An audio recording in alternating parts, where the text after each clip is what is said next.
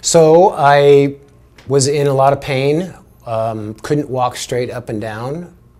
My whole life I played softball and baseball, and apparently it broke my hips down. So when I was 52, I decided to look into something to help myself because I couldn't walk straight up and down. And I met a woman that was a nurse, and she referred me to Dr. Crovetti and told me he was one of the best at it. So I came over and spoke with him, and there was no question in my mind. As soon as I met him, he was the guy for me. We had the first surgery, and then a month later we scheduled the next surgery so we could get them both done. I was a driver at the time for a CEO, and I had the right one done first, planned it so that we could drive first. And when I came to the facility, I was very impressed by the facility's cleanliness. The staff was amazing, courteous. Once I had my surgery, I stayed in the suites.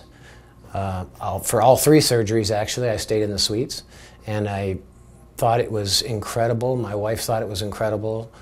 Gave her some time to get the house ready for me. They treated me with respect, and anything I needed, they were there for me. When they released me, I went home, and they had a nurse at the house the next day to take care of me right away, which was unbelievable.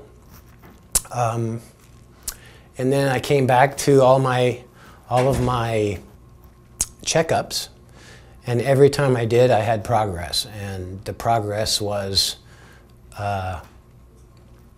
emotional because of how I was walking in the first place. I was walking bent over, and it was horrible. So I couldn't profess enough how much the man helped me.